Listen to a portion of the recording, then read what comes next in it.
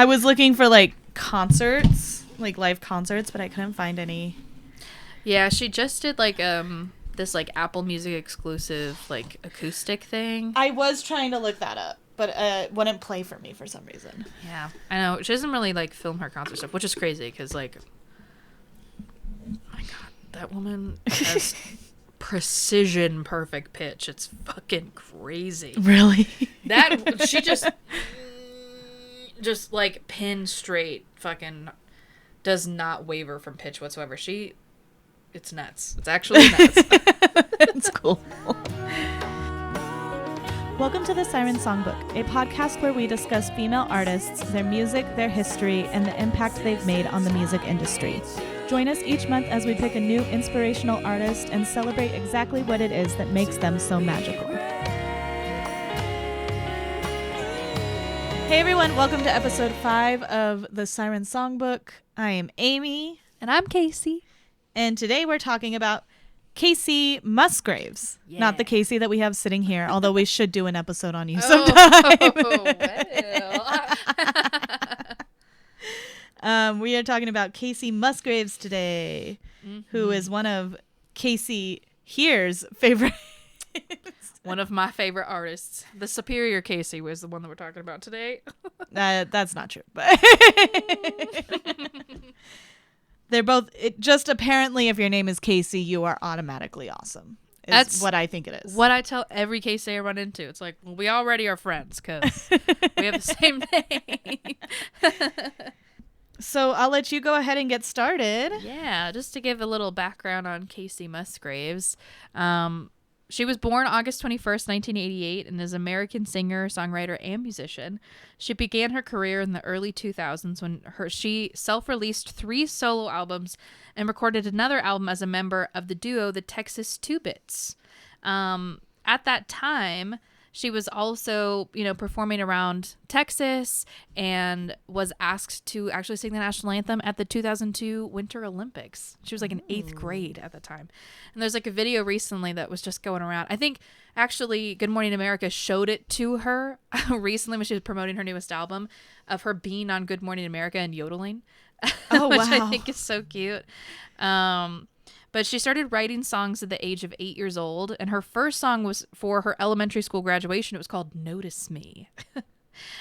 She first learned to play music on the mandolin, and then at age 12 started taking guitar lessons from a local musician named John DeFore, which she later described as one of the most important things that's ever happened to me. And she also learned harmonica. I remember watching... I think she was at Glastonbury in 2014 when she was talking about how learning how to play guitar was just like instrumental to her. And at the time I was like, you know what? I think I should learn guitar. Played for a couple months and went, you know what? I don't think I should learn guitar anymore. I got my first guitar for Christmas years ago. And I learned maybe how to play and sing maybe 2 or 3 songs and then gave up. Yeah. My fingers hurt.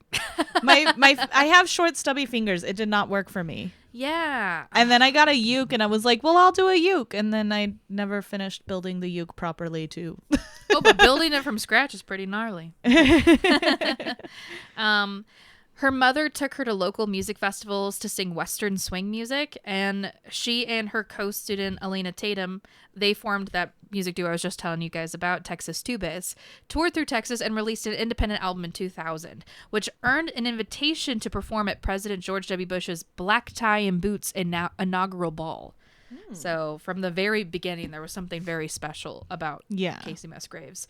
She also won a yodeling national championship, and that's what made her be selected to the 2002 Winter Olympics. And in that video that GMA was playing, she was yodeling for him with her little mandolin in hand. It's so cute.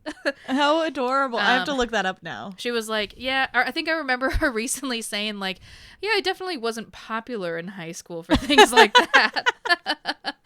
At age 14, her family funded her first solo self-released album, and she graduated from Minola High School in 2006 and then moved to Austin, Texas at 18.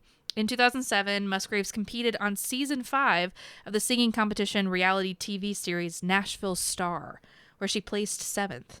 So to sustain herself, she took on various jobs, including performing as Hannah Montana for children's birthday parties.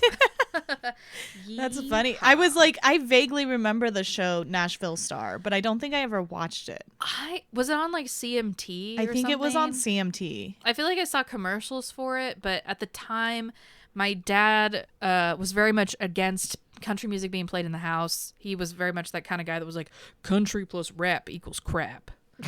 Which is crazy and not true, but he was like, you can pry that metal out of my cold dead hands.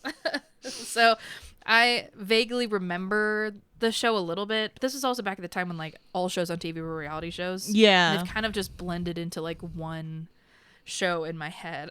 Yeah, that's true. But from 2008 to 2014, this is like her debut and beginnings era. She recorded 3 self-produced albums. And then while living in Austin in 2008, she recorded 2 songs for independent record label Triple Pop. She recorded with the Josh Abbott Band in 2010. And then she released 2 acoustic covers of One Republic's Apologize and Miley Cyrus's See You Again, which are still available. And I think I looked at Apologize is on Spotify. And I was going to click on it, and then I went, no, I don't want to. I feel like I've heard that song too many times in my life, and I went, I don't need to hear it again. Yeah, I've heard it enough. But it's so interesting because Apologize, the acoustic version, actually charted on the Billboard Hot Singles chart and peaked at number 23 in February of 2014 and racked up over 31 million streams on Spotify. So actually, her cover is pretty popular. Interesting. I know. To commemorate the 10-year anniversary on March 30th, 2018, Triple Pop released the Acoustic Remixed digital EP, which featured newly remixed and remastered versions of the same recordings. Musgraves joined Lady A, formerly known as Lady Antebellum, on the European leg of their Own the Night tour in 2012. And in 2012, she signed with Mercury Nashville to release her solo debut single, Merry-Go-Round, which is, such a good song. The song is included on her major label debut album, which is Same Trailer, Different Park. That album was the first, obviously, that's like how I heard of Kacey Musgraves. I remember I was about to graduate high school, and everyone was talking about this new artist called Kacey Musgraves, and I was like, who the fuck is this bitch who has my name? I'm the only Kacey. And then I listened to one song, and I went, never mind, this is so good. What the fuck? I listened to that album, and I don't think I had ever, listened to the full album, but we always did Follow Your Arrow. I love I love that song so much.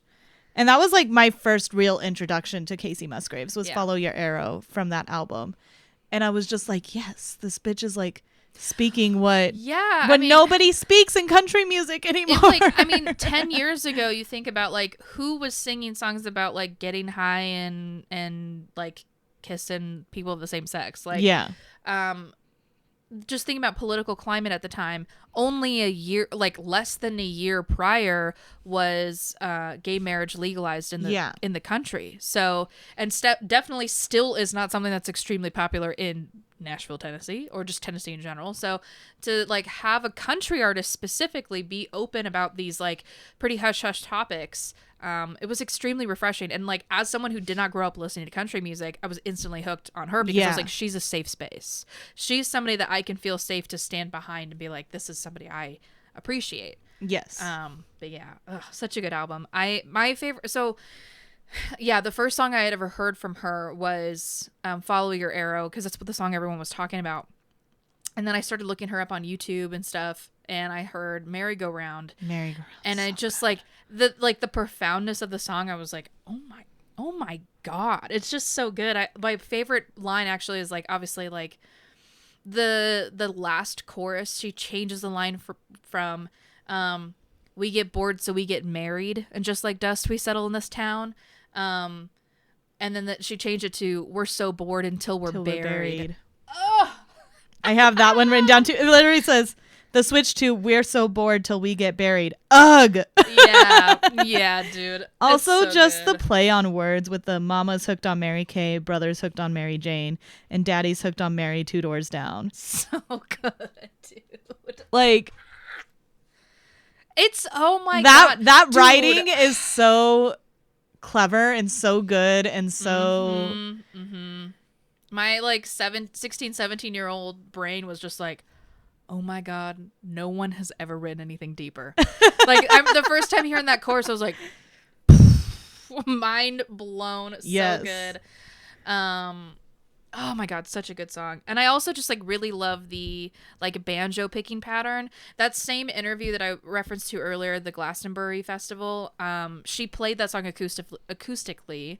And I just remember thinking like, oh my God, she's such a good guitar player. She can play like that. And that's where she was like, yeah, it's really great that I know how to play guitar.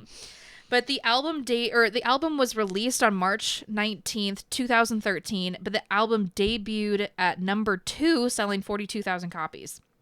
It produced additional hits in Blowing Smoke and Follow Your Arrow, and Rolling Stone magazine listed Follow Your Arrow at number 39 of its list of 100 greatest country songs of all time.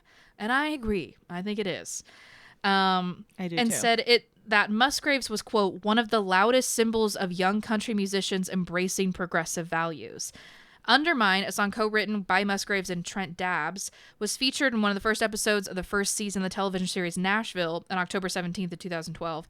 And she actually, I didn't know this, but she co-wrote Miranda Lambert's 2013 single Mama's Broken Heart and sang harmony on the song. Oh, I love that song. Dude, I remember the first time I heard that song too, I was like, the lyrics...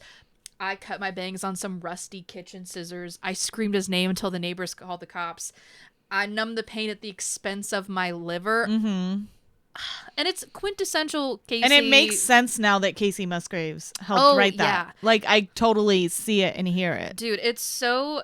Like, the more you get into Kacey Musgraves' specific songwriting, like, yeah, of course... Like, I learned that a couple years after the fact. And I remember when it first came out, I was like, damn, this is a well-written song. And I didn't know who Kacey Musgraves was when this song came out.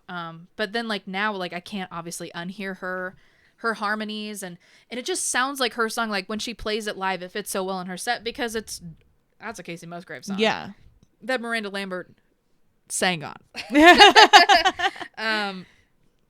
It was so cool. Musgraves was nominated for 4 awards at the 47th Annual Academy of Country Music Awards in 2012. Mind you, this is before her first album comes out. Yeah, because same trailer, different park didn't come out till 2013, right? Yeah. So in 2012, she's already nominated for 4, including Female Vocalist of the Year. So Musgraves was also nominated for 4 Grammy Awards at the 56th Annual Grammy Awards, tying Taylor Swift and Lorde for the most nominations received by a woman that year. And those nominations included Best New Artist, Best Country Album for Same Trailer, Different Park, and Best Country Song for both Mama's Broken Heart and Merry-Go-Round. So she was nominated in the category twice. And so she was competing against herself. Merry-Go-Round ended up winning Best Country Song Grammy Award, and Same Trailer, Different Park won Best Country Album. So out the gate, she's just like not doing it like how everyone else is doing it. She's like, there's something special about her from that. I mean, from the first. Well, I think it called back to a whole bunch of people who had left country because they felt like they had no space in there. Well, yeah, 100%. And she created a space in there, which. Yeah, you can call that privilege too, like the privilege that she had the ability to do that, where so many other people, I think we talked about this on Brandy's podcast, get kicked to the folk Americana category because they don't have a space for them in country music. Yeah. But she did that and carved out a space for people to feel safe. And I think that's really cool. I think her utilizing being able to be this like young, beautiful, talented, white, straight country artist and saying these very progressive things kind of, one, not only brought a bunch of people that maybe left country, like you said, because they didn't feel like they were welcome, or even just fans of country being like, obviously country music isn't for me. Yeah. Especially because there was a huge pivot from like country being like outlaw music to then country being patriotic music in the 2000s after 9/11. That like she kind of brought a lot of people back, and then like that in turn ended up creating the space for like Brandy to come back and like all these other different artists to start being able to be who they are. Yeah. And be more vocal. And I know that like country music still has a very long way to go, but we're talking about it mainly because like right now country's kind of like in. That's like the cool thing to be in the country. And like I think about country music of the 90s and how like fun and like, dude, Shania Twain's music, damn, like country music of the 90s seemed fun. Country music from any time before that felt like, you know, like it started out as like Woody Guthrie writing protest songs, and then it kind of turned into the Carter family just ripping a bunch of shit from black people, and then it was like Johnny Cash and these other outlaw guys making country that was again going back to fuck you, fuck the government, fuck everybody, fuck the police. And I feel like there was a big women's movement in the 90s country scene that was a lot of women talking about being independent, talking about being strong, and then it kind of turned into this like, and then 2011 happened, and then Courtesy of the USA came out, and there's all these songs about. I'm so ashamed to say that when I was a kid, I was like, yeah, dude. Well, like I remember being a kid and like obviously when 9/11 happened, I was not young enough to really even conceptualize what the hell was even going on. Like it didn't make any sense to me. All I knew was that we were hit by bad people, quote quote. Yeah. And now we're going back and get it. And so like Courtesy of the Red, White, and Blue comes out. Well, that's what it's called. We go. Couldn't even bother remembering the name. And I was just like, I love this song. Yeah, let's go. Yeah. We're going to get them back. And now as an adult, I'm like, oh. You know what's funny is I never heard that song growing up. And I recently was eating barbecue somewhere. And a bunch of like these really patriotic songs were coming on. And they were like one after another. I was like, ooh, what the fuck is this? And then Courtesy of the Red, White, and Blue comes on. I'm just listening to the lyrics as I'm eating my barbecue, and I like lost my taste. Like, what is this? Oh my god! But like, country music just became this very male-dominated, patriotic, Republican. Like, if you're not on our side, if you're not with us, you're against us type music. And I just did not. I mean, like, it just wasn't on. People in my didn't household. feel like it had a place for them anymore. I remember I grew up really religious, and I wasn't allowed to listen to secular music.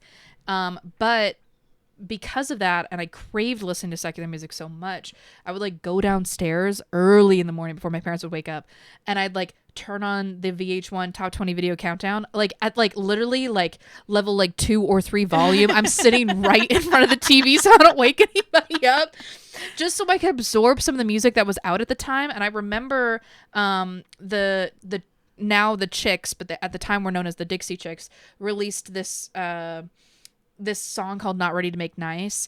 And it was, I remember it being such a powerful moment for me as a kid. Like, I obviously didn't know any of the context behind it, but I was like, this is so beautiful. And I asked my mom, I was like, so do you like the Dixie Chicks? And she was like, no. And then I was like, oh, why? And it, you know, because they were the only people, the women, the only people at the time that were like, hey, actually, I think this war is fucked up. Yeah. And I think that George Bush is a fucking idiot. And then they had like seedy burning parties outside of country radio stations and stuff. So for the longest time, I'm going on this tangent all to say that like so many people were kind of kicked out of the country space because they felt like they weren't safe there. They didn't have a space. Yeah. And of course, the men talking over the women like crazy and all kinds of stuff.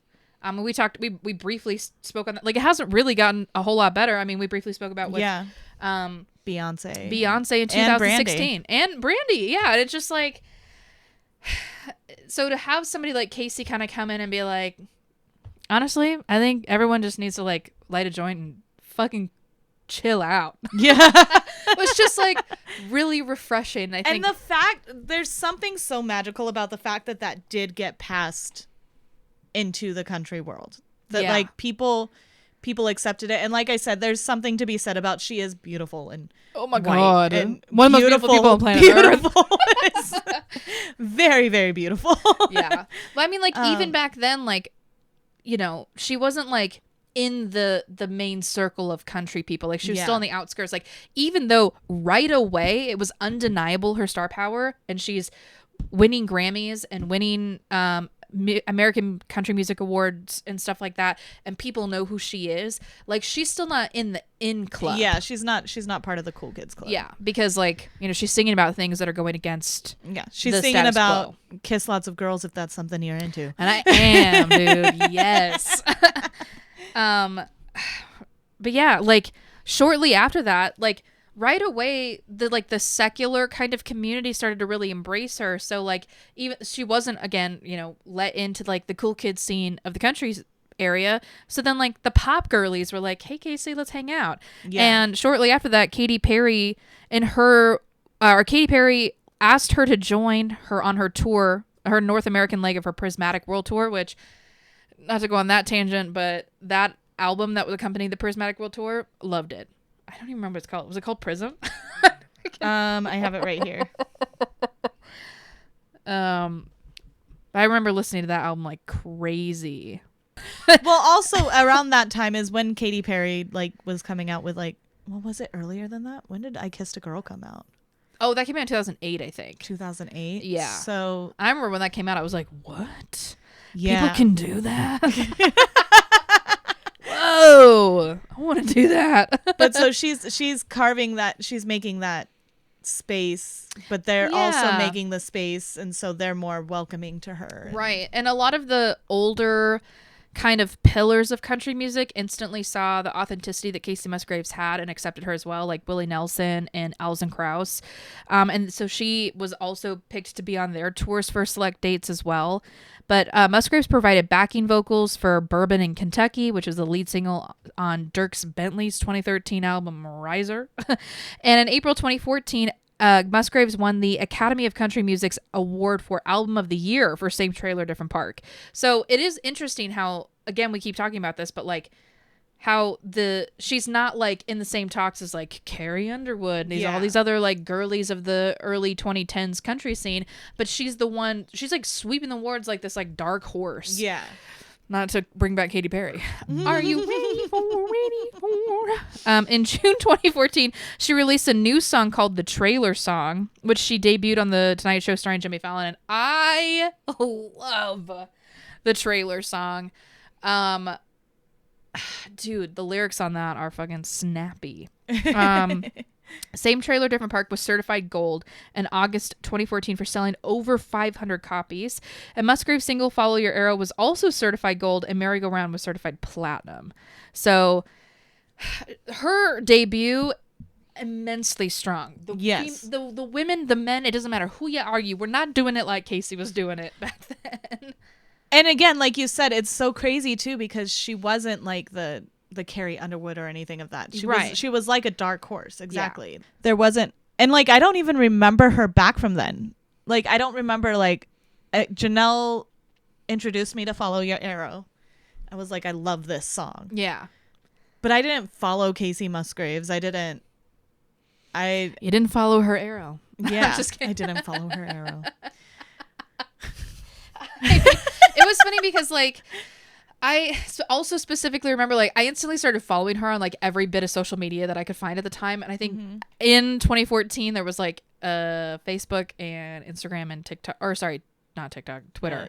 And I followed her on Twitter, and like at the time One Direction's still a band, I think.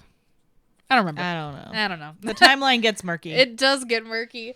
And I remember Harry Styles tweeting like, oh, Kacey Musgraves is like actually really good for a country artist or something like that. It was like something the way he said it, and she responds back and she goes, thank you, I guess. And that leads to eventually her opening for him on his world tour. So and he was, I think just like last week he was like at one of her shows in London. So it's really cool. Like instantly like the rising pop people were like, this is the one.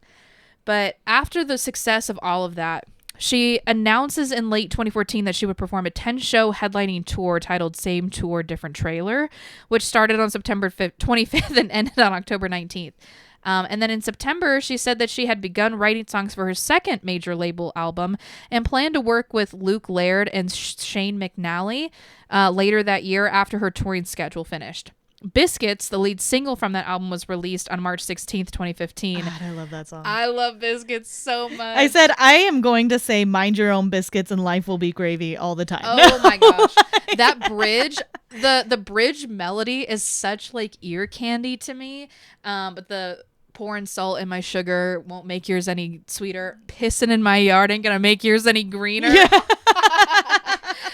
Oh, it's so good. But like that same sort of like snappy, like really thoughtful like lyricism is like what I love about country music is that country music is storytelling from the very like at the base level. That's what it is.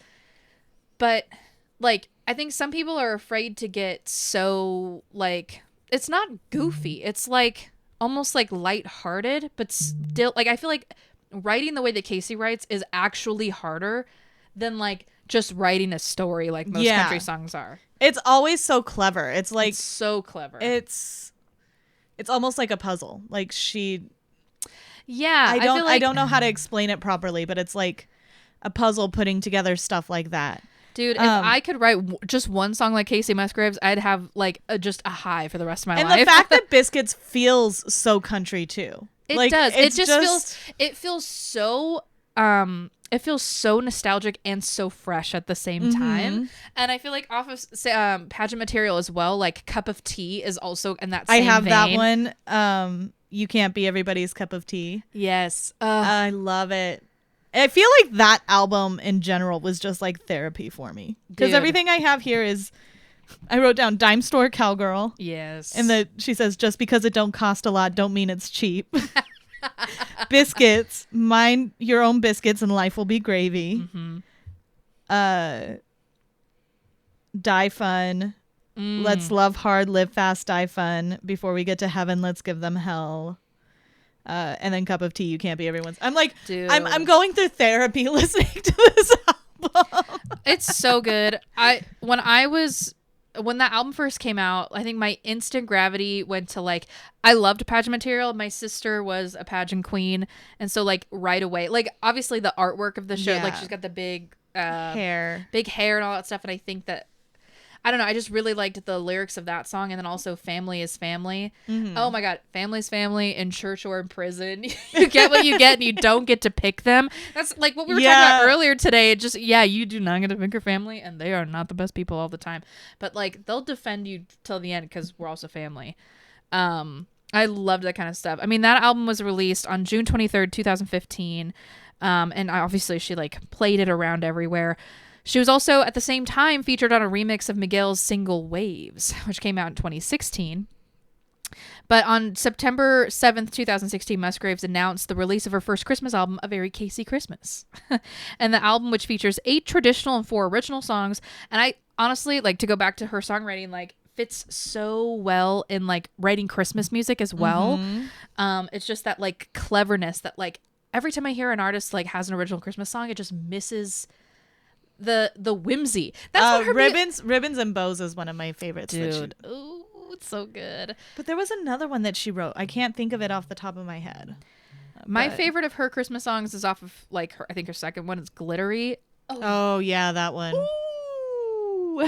But yeah, like I think the word for Kacey Musgraves' songwriting is whimsical. It's so whimsical. I love it. I think more people need whimsy in their life. Where was I at? Okay, so the support of the album, Musgraves embraced on the Christmas themed tour, complete with a string section, an accordion, a bass, a saxophone, a clarinet, the backup singers. It's same thing with her Christmas music that just fits so well with all of her country music. It's like a nod to the past, a respect for the past, with the desire to also kind of bring it into the future. Yes, and I think she does it so well. It's so good. Ooh. Oh, I also, to circle back to Pageant Material, my favorite song on the album is Fine. Oh, I love that song. My God. I melt every time I hear it. That's the first song I did learn how to play on the guitar, actually. I was like, I have to learn this. Just like a circus, you always leave town. I can't help but cry when that big top comes down. And I just like, I don't know what she was writing it about, but I know, I remember watching some interviews of people, like one of her collaborators had said that this is a song she actually wrote like a couple years earlier and then just decided, like, he convinced her to put it at the end of this album, which is the same thing that happened with Rainbow off of the album that will come out. We'll talk about it in just a second, you know, a little album called Golden Hour. Same thing, wrote that song a couple years earlier, really didn't know what to do with it or if she'd do anything with it. And he was kind of like, I think you should put it on the album. It's really good. But I'm so glad that he convinced her to put Fine on the album because I love Fine so much. And then also the track with Willie Nelson at the very end. Oh, so good. They sound so good together. Oh, I just love it. I love it. She has that classic country feel to her voice too. Yeah. Like which is funny because it also has a little bit of that pop tone to it. Yeah. But she does it so well. She does. She's so good. In September of 2016, Musgraves was selected as one of 30 country music artists to perform on Forever Country, which is a mashup of tracks of Take Me Home Country Roads, On the Road Again, I Will Always Love You, just these like really classic country songs, because she fits so well in that like traditional country sense and also that like very like fresh and new sound. The song celebrates 50 years of the CMA Awards and secured Musgraves her first #1 country single, which is so cool. In 2017, Musgraves provided backing vocals on All the Best, a John Prine cover for Zac Brown Band's Welcome Home. And also in 2017, Musgraves was featured on Outlaw, celebrating the music of country, or the music of Waylon Jennings. So like right away, she was just very much like embraced by the like pillars of country like I talked about earlier, and able to help like bring this old traditional country to the forefront for maybe people that never heard it before. She also appeared on Hollywood Medium to receive a psychic reading and connected with her grandmother. So I feel like I remember that. Really? I don't know why I remember that. I want to see if there's any details. It's I guess she had died in a house fire. Does that sound familiar to you? Yeah.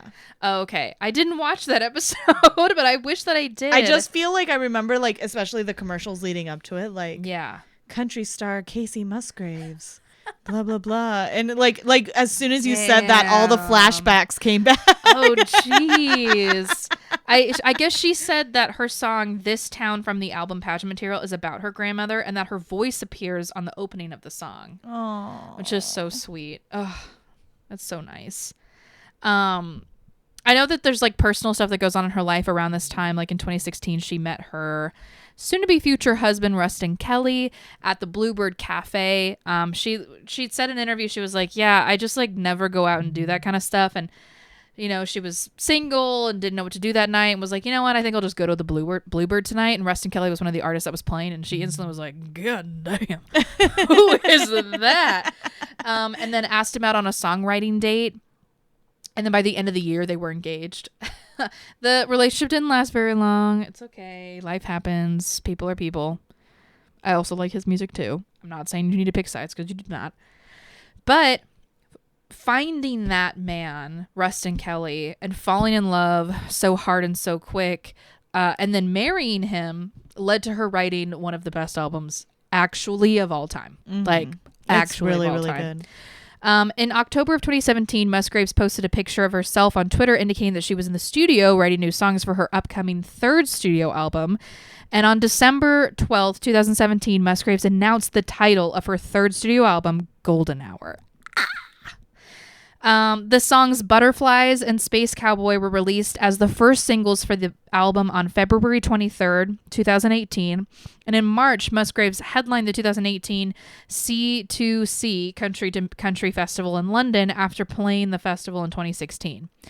It totally makes sense to me that Butterflies and Space Cowboy were the two like songs that were released first, because I did put Butterflies, like the You're Lifting Me Up Instead of Stealing My Crown. Yeah. Like, and just the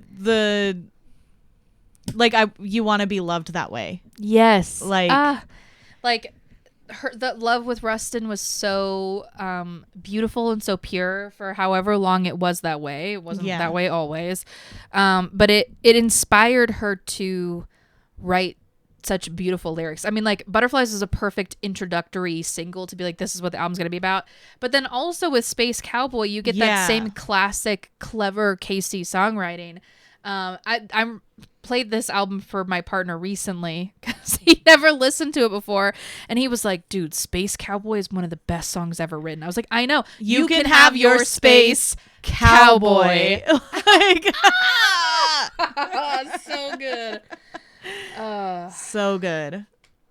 I know my place, or I know our place. Wait, I know my place, but it ain't with you. Yeah, I know my place. It ain't with you. Sunsets fade and love does too. Yep. Woo! Damn, yeehaw, girl. Musgraves premiered High Horse, the third single from the album, on March 22nd, 2018 on Zane Lowe's Beats One Apple radio show. And on March 29th, 2018, she performed Slow Burn on The Late Show with Stephen Colbert. Golden Hour was released on March 30th, 2018 on MCA Nashville. And on May 12th, 2018, Musgraves was a musical guest on Saturday Night Live performing High Horse and Slow Burn.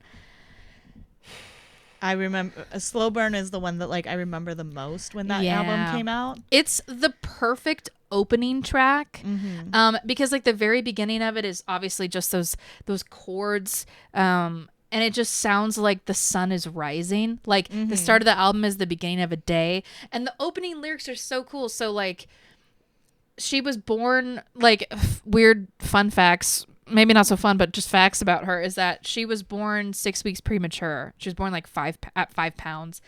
And so the opening lyric on Slow Burn is born in a hurry, always late, haven't been early since 88. Yeah. Oh my God. That's so good. It's crazy. So good.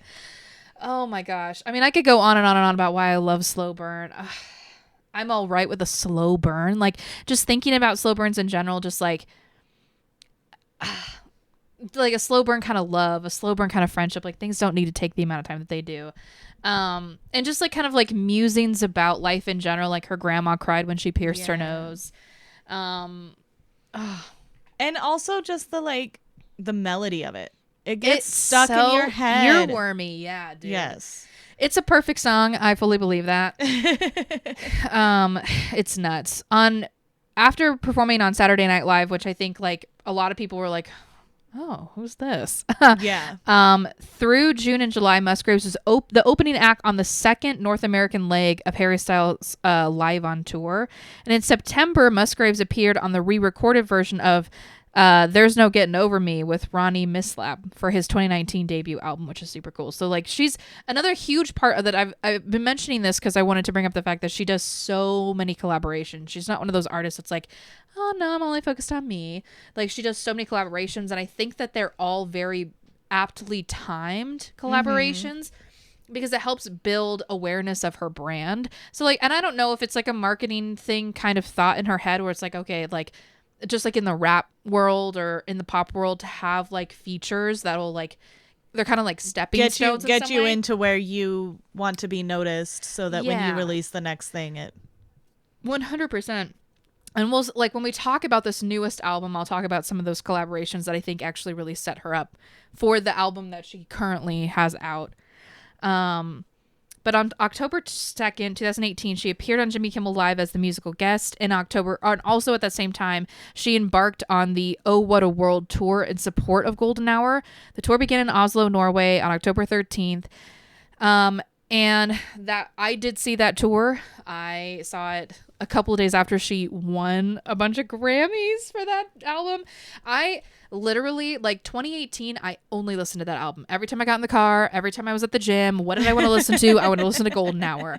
And I couldn't shut the fuck up about that album. You got me to listen to it because around that time I was doing, sometime around that time, I was starting to listen to albums and take notes for my songwriting. And I was like, hey, can you all send me some albums? And you went Golden Hour. Yeah. I don't think I even took like 2 seconds. Send anything else to me. It was Golden Hour.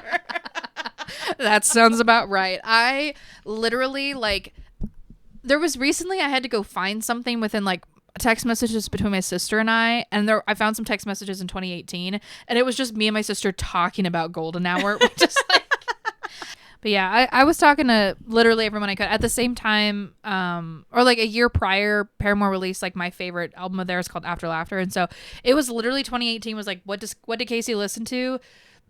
After Laughter and Golden Hour, and I'm pretty sure my Spotify Wrapped was like all the top 5 songs were songs off of Golden Hour. I just couldn't stop, and I mean. Just to like go in more detail of that album, I don't think that there's no skips. It's a perfect album. I'm just gonna pull up some of the songs. I was gonna say I was just re-listening to it the other day. I mean, because it's like, oh, dude, it's a perfect spring summer album. Like this time of year, late May, early June. I cannot listen to Mother without crying at all. And that song, like I was listening to other stuff earlier today and it just like came on after a different album I was listening to. I guess she wrote Oh What a World and Mother on the same day after like, I think she said it was an acid trip that she went on. And she was like felt these such profound feelings that she was like, I have to get this out. Mother is such a beautiful song because it's literally like a minute and something long, and it doesn't need to be any longer than it is. Like, I'm just sitting here thinking about how time is slipping and missing my mother, and she's probably sitting there thinking about how time is slipping and missing her mother. Yeah. And like, I don't have a relationship with my own mom, but like it's still such a beautiful sentiment. And just like in general, like I think it hits differently. Like this album came out and I was like in my early 20s. Now I'm in my late 20s.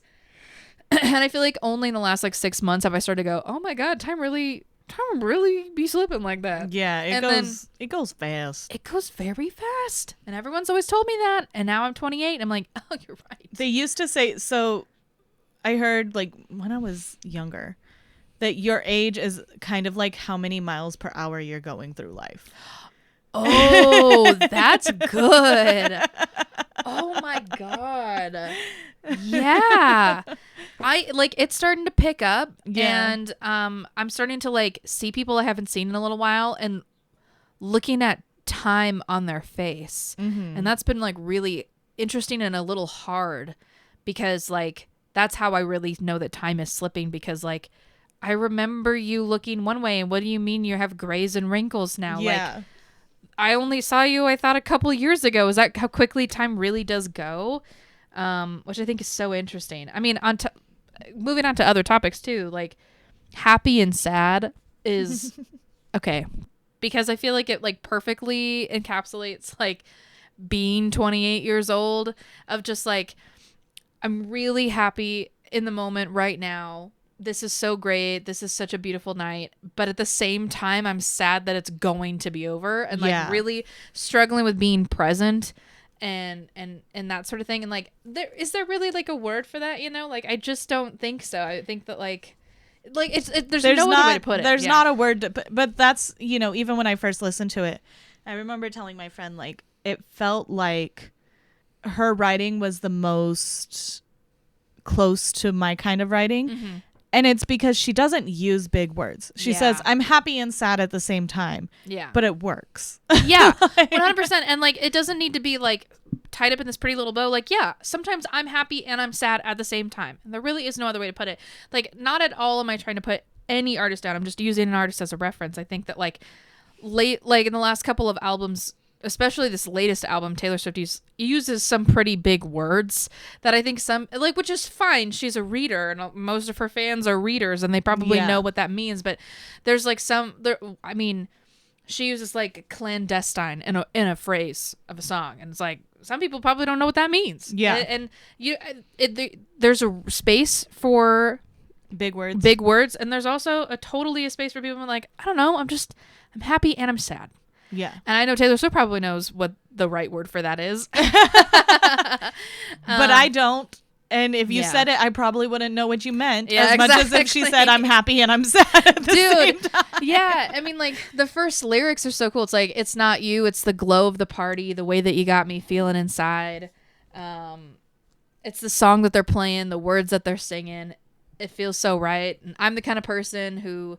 Wait, what are the like? I'm the kind of person who starts getting kind of nervous when I'm having the time of my life. Yeah. Like, what? That's so cool. Is there a way for is there a word for the way that I'm feeling tonight, happy and sad at the same time? Like, yeah, I don't know, but that's how I feel. Yeah. And this is the main reason why Kacey Musgraves is like one of my favorite artists and my favorite songwriters, is because I just like everything I'm thinking. She just knows how to put it into words. And again, like, this is more matter of fact, but it's still whimsical, and I love it. Which is, yeah, it's so crazy because it's like we said earlier, though, she's so smart and it's all like a puzzle, and she puts it together so well, even though she's not using complicated words. No, and you don't have to. I mean, like, country music is very conversational, and I think that she does it in such a unique way that, like, of course, like, when I heard, obviously, Mama's Broken Heart was written by her, I was like, of course it was. Yeah.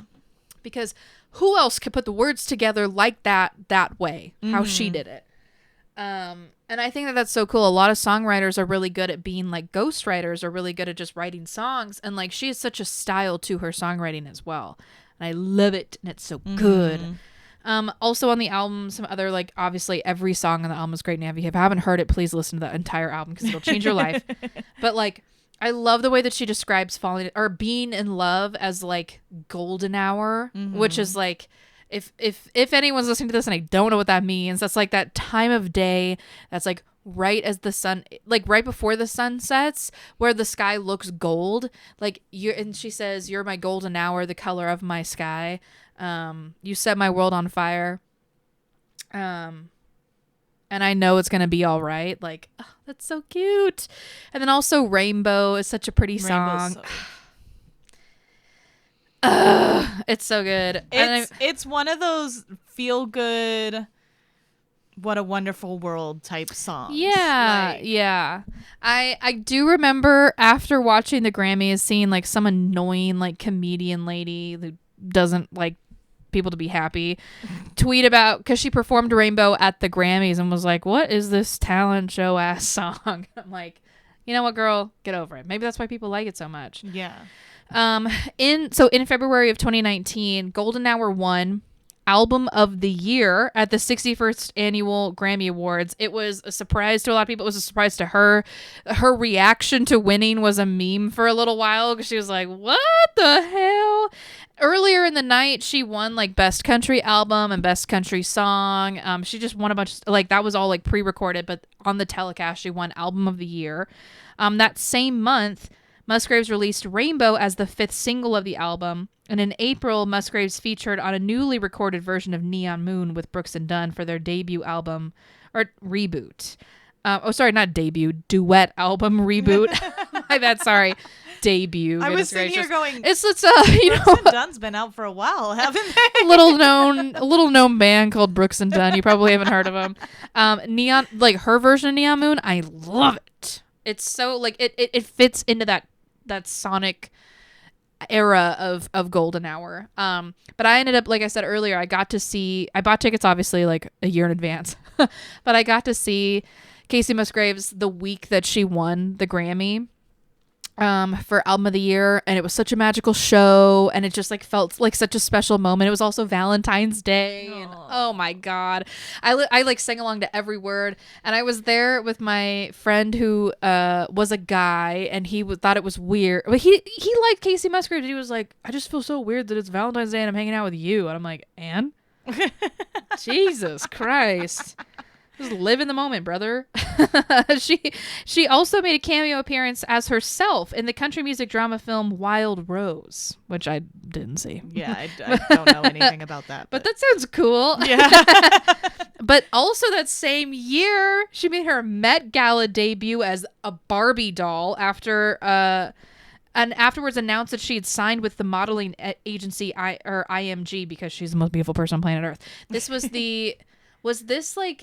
this was the camp year, the first like camp year. It was like the same year that Lady Gaga had like those 4 looks on the. I think yeah. So, maybe. Kacey Musgraves arrived in this beautiful blonde wig in like this really pretty like this really pretty like leather pink dress that looked like a leather jacket all the way down, and her purse was one of those little Barbie hair dryers. Like, oh my god, she looks so beautiful. And it made so much sense when she announced that she signed to IMG, because honestly, most stunning woman on planet Earth. Her tour looks insane, especially for Golden Hour's era. And like I just kept seeing her like posing in like photo shoots and stuff, and I was like, this woman should be a model. She's fucking beautiful. Well, even in her Christmas special, which we'll talk about coming up, but like all her outfits, I was just like, oh my God, that's so cute. She's so beautiful. Her team, her beauty team, they know what the fuck is up. In August, Musgraves appeared in San Francisco's Outside Lands Music and Art Festival, among her largest festival appearances to date. In October of 2019, Musgraves revealed that she would cover the song All Is Found for Frozen 2.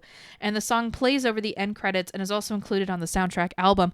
And what's really cool about that particular performance is that they did it in one take. They played the entire song in one take, and that's the take that you hear. And it sounds so good. And she's so good that they're able to pull something like that off because she has, precision pitch. It's nuts. It's actually insane that she can sing. I mean, it's not insane that she can sing. It's just insane that she can sing that clearly. Yeah. Her Coachella performance that same year, she played like at 5:00 during Golden Hour, like performing her album Golden Hour. It was just so picturesque. Like 2018 was the year of Kacey Musgraves, and it was awesome. In October of 2019, Kacey Musgraves announced the Kacey Musgraves Christmas Show, which was a holiday special premiering through Amazon Prime Video on November 29th. And on November 20th, so like 2 weeks before, she debuted the song Glittery featuring Troye Sivan on The Tonight Show starring Jimmy Fallon. And the soundtrack to the show included collaborations from other artists, including a cover of I'll Be Home for Christmas together with singer Lana Del Rey. The show is very good. Make that a part of your new Christmas tradition because it is You so should. Good. I watched it just the other week over summer, and it just made my heart happy. It's so good. It just it just makes sense. Also, Dan Levy as the narrator. Yeah. You don't need to be cheery. No. Dan. You can just It's so good. It also stars Casey's grandmother Barbara. And then in April 2020 she appeared in the Together at Home virtual concert series and performed Rainbow. And that same month she released an Earth Day inspired remix of Oh What a World. At the same time, unfortunately, her relationship with her husband, Rustin Kelly, starts to fall apart a little bit over the pandemic.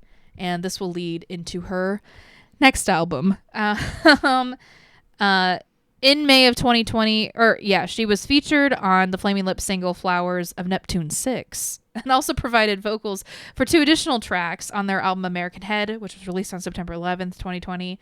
And also provided backup vocals on several tracks on Rustin Kelly's second album, Shape and Destroy. She was featured on his first major label debut. I think it's a major label debut. It wasn't his first album, but his album called Dying Star, which is so good. She sang harmony on Just for the Record. Oh my God, that song, by the way. It's just so haunting because they're not together anymore. Yeah. But the lyrics of that album, Rustin's also a fucking unbelievable songwriter. Maybe it was all a cloud of smoke. Maybe it was nothing but a joke. I'm not remembering all the lyrics off the top of my head because I have to sing them, unfortunately.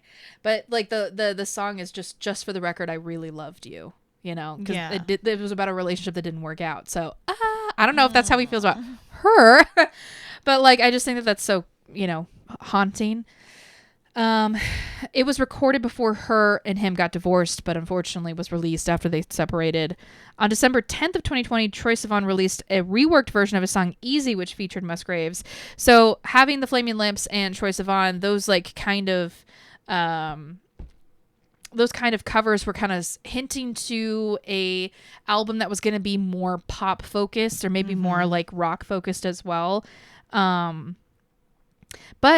another thing that's really interesting is Kacey Musgraves is really into, I wouldn't necessarily say that she's extremely openly into anime, but she's really into Miyazaki films like Spirited Away and Howl's Moving Castle and all that stuff. And who's not? But she actually got to fulfill a lifelong dream, and she voiced Earwig's mother in the English dub of the Studio Ghibli film Earwig and the Witch, which I think is so cool that she got to Studio Ghibli films are such a big part of especially at the time with Golden Hour, she had a lot of visuals that had Spirited Away themes in them or Studio Ghibli themes in them, and we'll talk about a song that she released off her latest album soon, but she's just a huge Studio Ghibli fan, so being able to be a part of that experience, I'm sure was really exciting for her. Yeah. In April 2021, Musgraves announced that her new album would be released later that year. In partnership with UMG Nashville and Interscope Records, her first release on the latter label. Golden Hour co-producers Daniel Tashin and Ian Fitchuk returned to work on the project and began teasing her next album by releasing snippets of new music on her 33rd birthday. This album is like her breakup album. It is the dark side of the moon for Golden Hour. And she made a whole visual album with it too. Yes. It's not just, she just released an album. It's called Star-Crossed, and it would be released on September 10th along with an accompanying 50-minute film. And it was available on Paramount Plus to watch. I don't know if that's where you watched it. So it's available on Paramount Plus, but when I went on the Paramount Plus app, I couldn't find it, and I had to go through Amazon. Oh. Who then was like, join Paramount Plus, and I'm like, I already have Paramount Plus, and it was an obstacle, but I got to it. Nice. In August of 2021, Musgraves announced a 15-city Star-Crossed Unveiled tour for the Star-Crossed album. On October 2nd, she became the first ever musical guest to perform nude on Saturday Night Live. And that nude performance was based off of, or was like inspired by Forrest Gump. I'm pretty sure. Yeah. Jenny was like nude playing guitar. Yeah.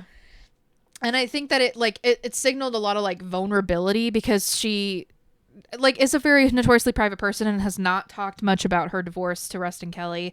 He's been open about his struggles with addiction and all this other stuff. And I think that like what she doesn't say in interviews was really said on the album specifically. She says it in her music and in the video too. Oh yeah. It's very, the video's all about like the getting married kind of young,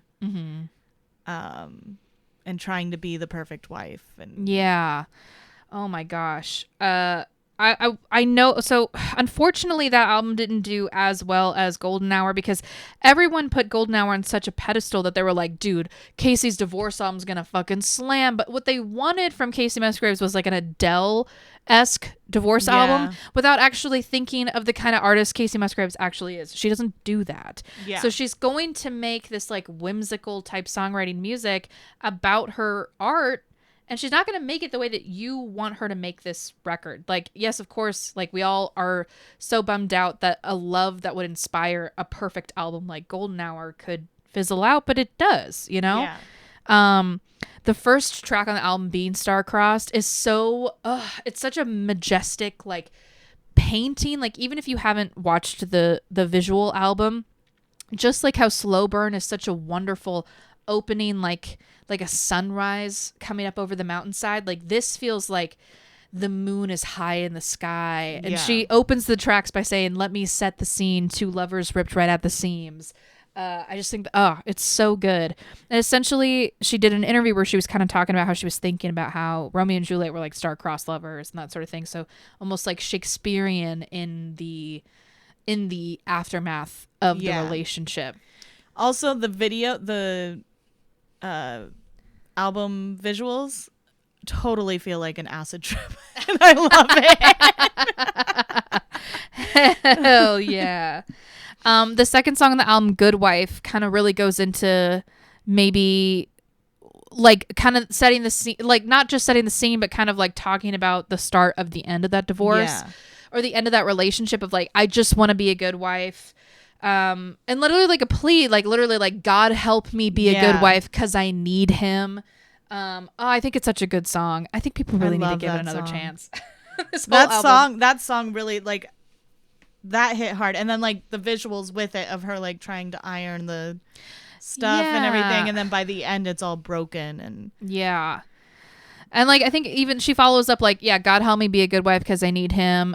Even when it's not right, like I still need him, I think is such an interesting thing. Like, cause you do grow this like codependence to somebody like, and she talks about like, oh, maybe if I wake up early, I can make him breakfast. I can pack him a bowl, like listen to his problems, tell him that I understand. I know what he's going through. Like, just let me be this person that he needs me to be. And then she gets into Cherry Blossom and she's like, the lyrics of that are, I'm a cherry blossom baby. Don't let me blow away. Like you're losing me. Like I'm trying so hard and you are losing me. And then like obviously the bigger hit off of this album is Justified, which I think is it's so, oh my god. Healing doesn't happen in a straight line. Yeah, dude. Oh my gosh. I'm gonna pull up these lyrics because oh my gosh. That's the one I wrote down because I was just like, ouch. It hurts so good. Moving backwards, hurt comes after, healing doesn't happen in a straight line. So good. If I cry just a little and then laugh in the middle, if I hate you, then I love you, then I change my mind. If I need just a little more time to deal with the fact that you should have treated me right, then I'm more than just a little justified. Woo! Dang, girl. Oh my gosh. Yeah, I'm more than just a little bit. And then she ends that chorus with I'm more than just a little justified. Goes straight into the verse to touch somebody, like justified to do that. And you know I tried to make that you. And when you lied and said you didn't want me, tell me what was I supposed to do? Yeah, what were you supposed to do, girl? It's so good. The song that she performed Justified nude. That's the one that she performed nude on SNL. But she also my favorite song off this album is also one that she did perform on SNL. It's called Camera Roll. And oh my gosh, I think we've all been there. And this is what I mean by like, it's like, yeah, happy and sad at the same time. I think about that a lot. Like I'm just in the moment. I'm also so sad that eventually it's going to end. But this is how I feel about, Camera Roll lyrics. Goodness me. Sorry. But I feel like the same way about this song in particular too. Like exactly like, the verse, don't go through your camera roll so much that you don't know that you've forgotten. What a trip, the way you can flip through all the good parts of it. I shouldn't have done it. Chronological order and nothing but torture. Scroll too far back and that's what you get. I don't want to see him, but I can't delete him. It just doesn't feel right yet. Yeah. Oh my God.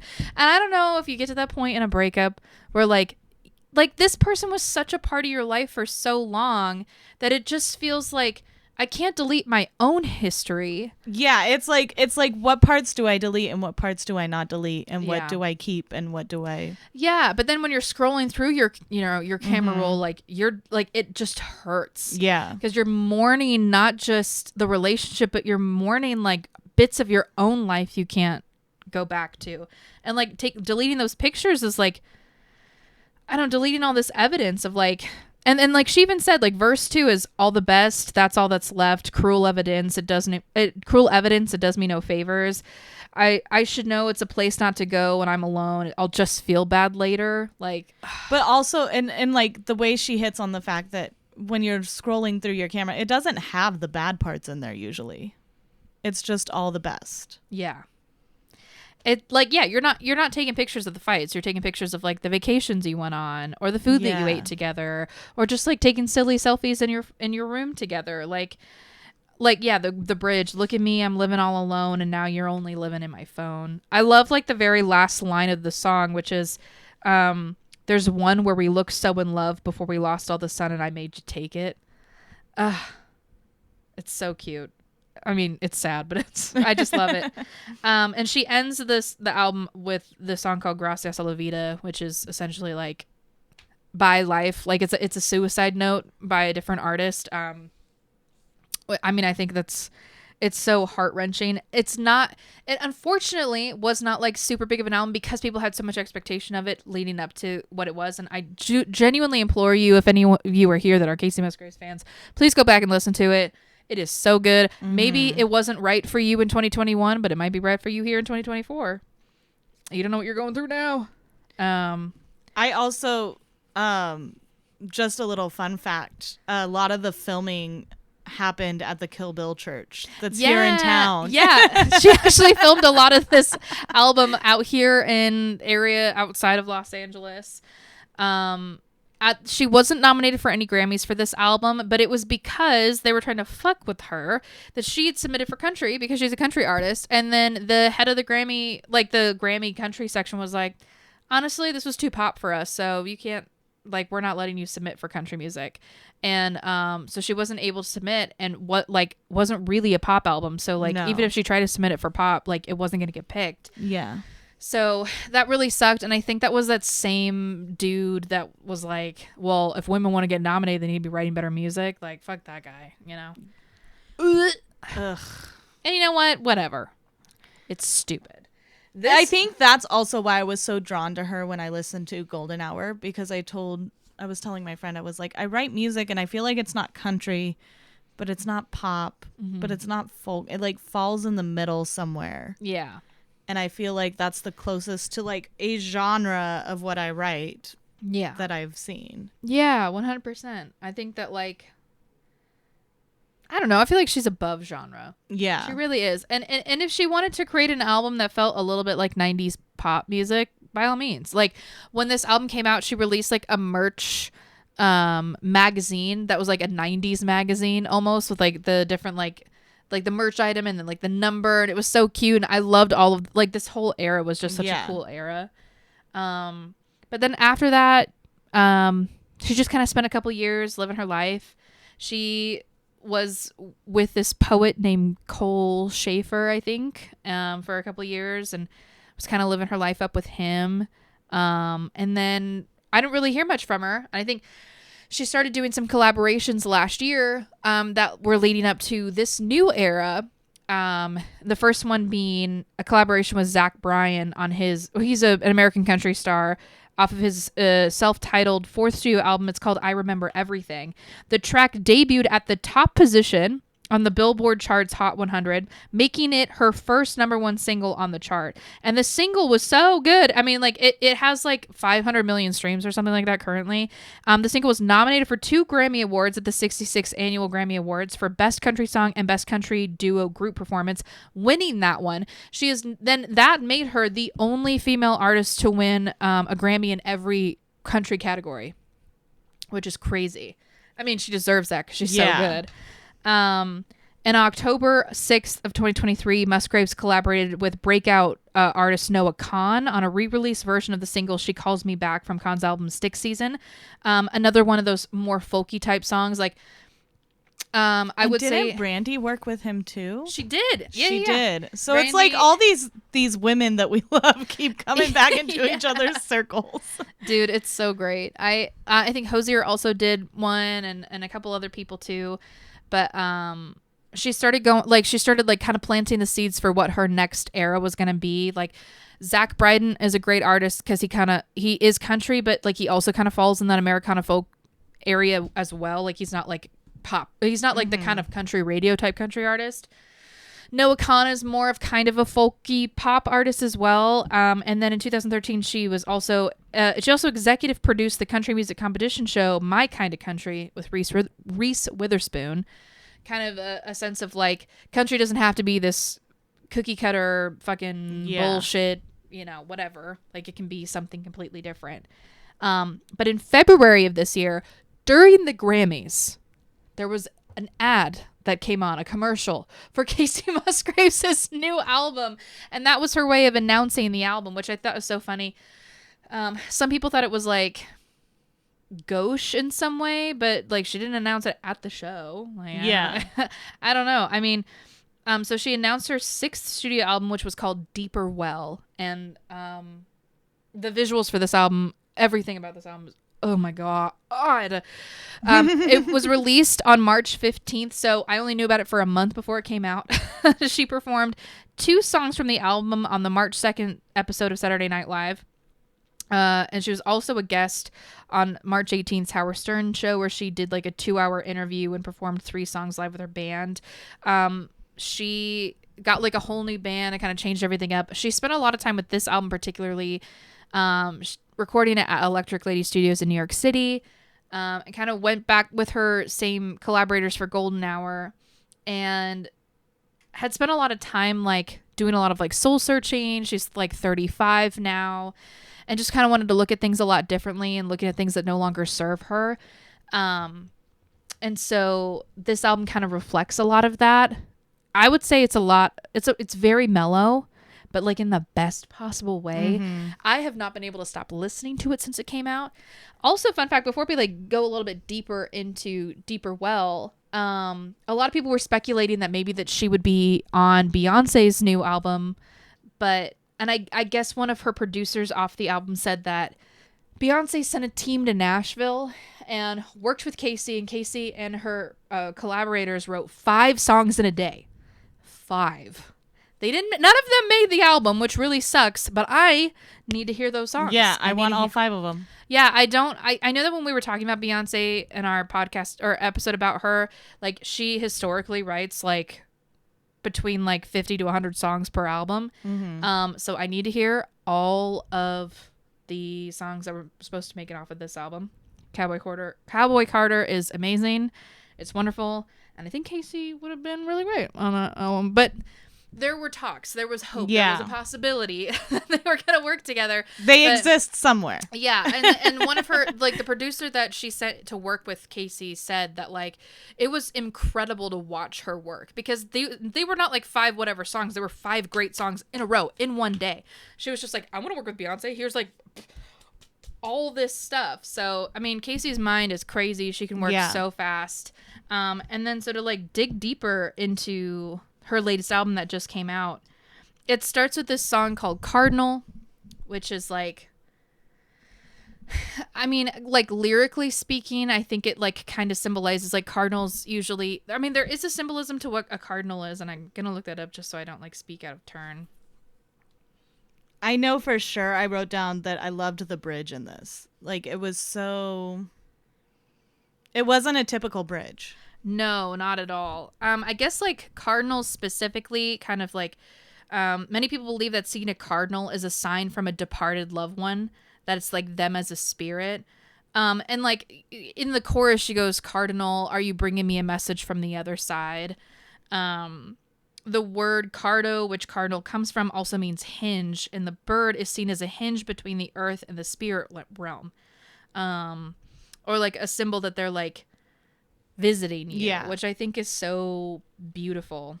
But I also agree, like the bridge is so beautiful. It's like, and she's done this over and over. It's not a typical country or folk bridge. It's just very almost dipping into that like psychedelic type. Yeah, it has like almost like a 1970s heart kind of vibe to it. It's very, very pretty. I really like that song. I know it's one of David's favorites. The leading track off the album is called Deeper Well.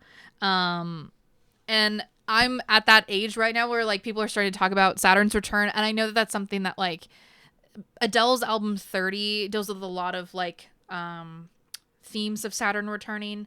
And like when that album first came out and she was promoting it, she had like these big old gold Saturn earrings that were so cool. But the lyrics to that song are my Saturn has returned. When I turned 27, everything started to change. Took a long time, but I learned there's 2 kinds of people. One is a giver and one's always trying to take all they can take. And I think that that's so cool. I love it. Yeah. And talking about like all the things that we need to like leave. Like I used to wake and bake, roll out of bed, hit the gravity bong that I made. And for a while it got me by. Everything I did seemed better when I was high. But like I'm just not in there that anymore. Space in my life. Which I think is a very mature thing to do.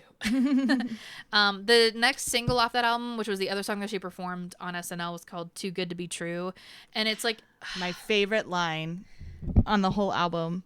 Made some breakfast, made some love. If this is what dreams are made of, please don't wake me. Yes. Oh my gosh. That's like my favorite line. Yeah. Off the album, I think. It's so cute. And I like when I first heard it, I was like, oh my God, this sounds like 2 a.m.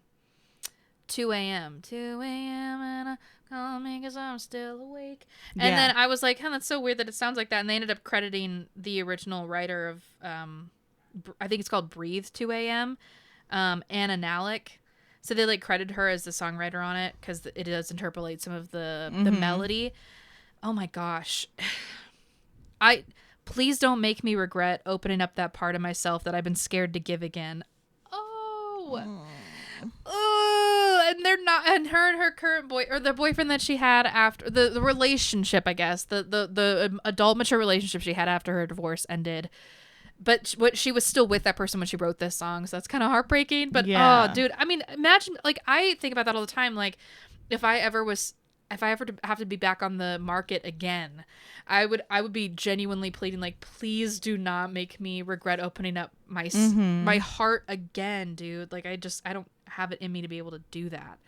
But I just think, again, like, this album is so much more folky and maybe a little less whimsical in terms of the lyricism of it, but it's so much more personal. Yeah. Which I think is just so nice. It just feels very mature. But I feel like that's why I love that line. So, made some breakfast, made some love. Like, that's that Kacey whimsy that. It is. I really, okay, so like a sleeper for me, because I didn't like it at first when it came out, but Moving Out, which is the song that comes on directly after. Oh my God. It's okay. Sorry, I'm just going to read all these lyrics because I just love them so much. That's when I was taking notes. I was like, I feel like I'm just taking notes on her lyrics, but that's what Kacey Musgraves is. It says, 4 walls and so much space. It was way more than just a place, wasn't it, babe? The bedroom where you pulled me in, I found out love could start again. And that big tree in the front yard lost a limb. It almost crushed your car, but it didn't. Yeah, we kept living in that house, planted roses all around, leaving it better than we found it. Now autumn's moving in and we're moving out. And like, oh, dude, just like the picture of like, you made a home with someone and then eventually that's not your home anymore, and that person's not your home anymore, and you're moving away, and it's like, oh my gosh. I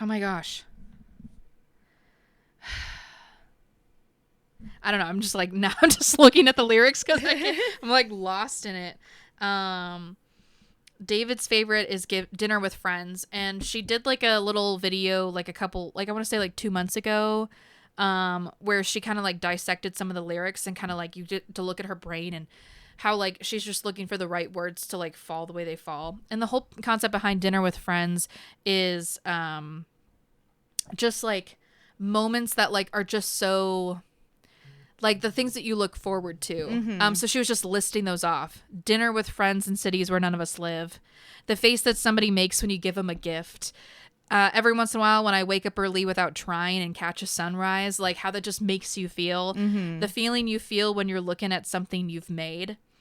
The layers and ruffles of her favorite pink champagne cake, which is at the Madonna Inn. She was saying about that. And then she talks about even like my home state of Texas, the sky there, the horses and dogs, but none of their laws. And then she goes into like the chorus is talking about like instead of going from listing all the things outwardly in life that she loves to looking at her partner and what does she love about him.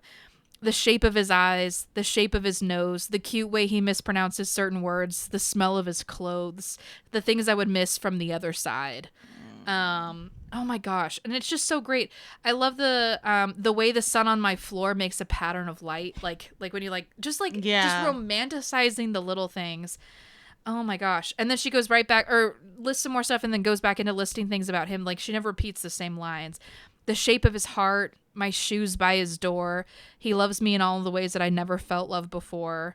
Ugh. Ooh, it's so good. And it's such a cool melody too. Like the shape of his arms. Ba, ba, ba, ba, ba. Oh, it's just so good.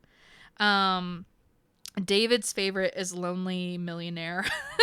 It's like the whole concept of like, I have all of this stuff that I've acquired. I have all this money I've acquired through, like for her, like this extremely successful career over the last 10 years and like no one to share it with anymore. And like, I just want to be there. You know, you can step off a plane and into a black car.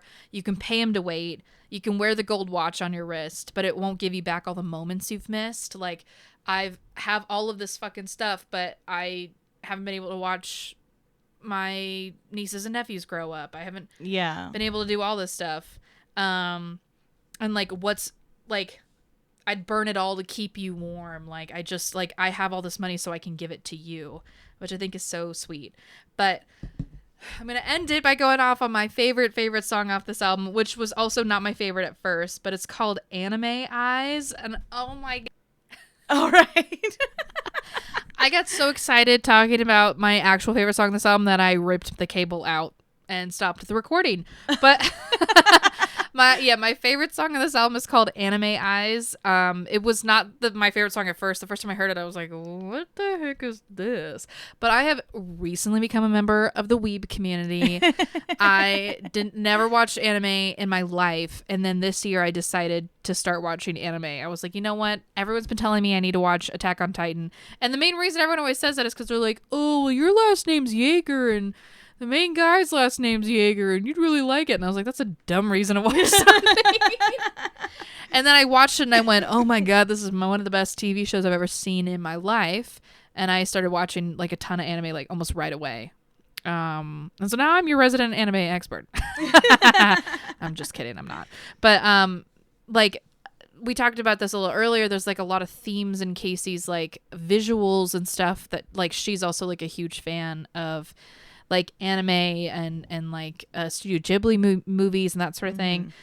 And I just think that this is such a beautiful love song. Like when I look at you, I'm always looking through anime eyes, a million little stars bursting into hearts in my anime eyes. And then like the second verse is made it through the tears to see a Miyazaki sky. Now it's you and I and we're flying. Oh, it's so cute. Ugh. And then the bridge is kind of what originally I was like, what? And then I think that I ended up realizing that it, like when you're watching an anime, they have to find a way to express all of the emotion that they don't know how to say, like happy and sad at the same time. Is there a word for that? No, but this is what I'm feeling like. Like in anime, a lot of times they show you how they feel over talking about it. And so she does it so well in the bridge by just like ridiculous, hazy, crazy rainbow explosions of ecstasy. Oh my God, the memories. Happy tears overflowing, lightning bolts so overwhelming, ugly crying, now I'm melting, turning into flowers blooming, angels singing, bells are ringing, baby, I'm a love tsunami, washing over both our bodies, Sailor Moon's got nothing on me. And it's like that chaoticness of like an anime character going through like all of the emotions at once. Like historically, like when you see lightning bolts, like that character is a little like embarrassed and shocked and like, oh no, like once you start actually getting into anime, like you're like, oh, I know exactly what she's saying. Like when you like if somebody who doesn't watch anime would hear that and be like, what kind of acid trip is she on? Which she might have been. Maybe. But that being said, like if you've watched anime, you know, like as you listen to the words, you can picture it exactly as she's. Dude, yeah, I literally can like when I listen to it, I literally see it in my head.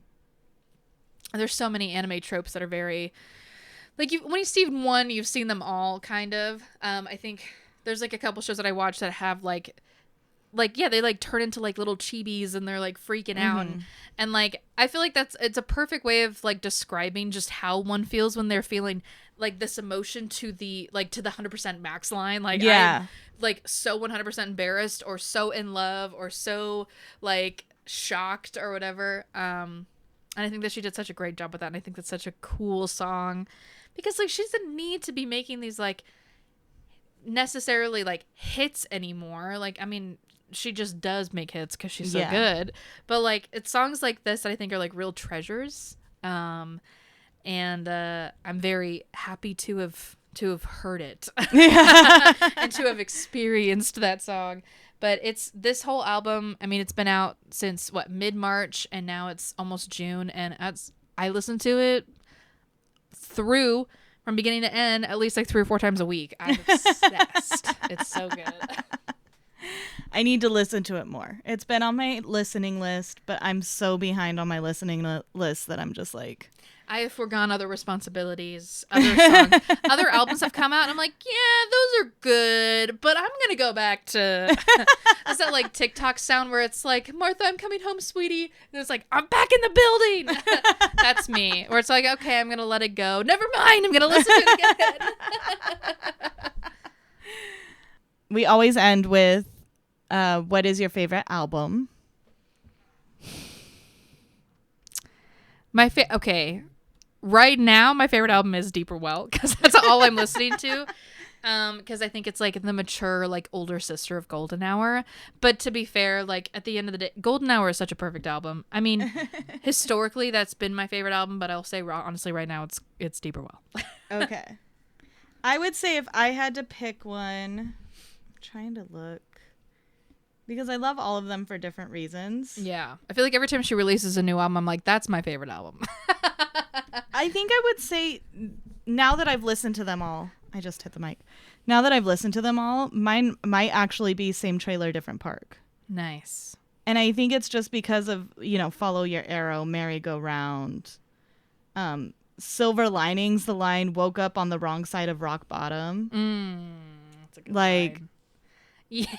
That was my first impression of her. And Leo would argue, we were having an argument, not an argument, but we were discussing top Disney movies. And I was saying, I feel like I'd have to put Toy Story up there because it was the first. And he's like, you can't give it points for being the first.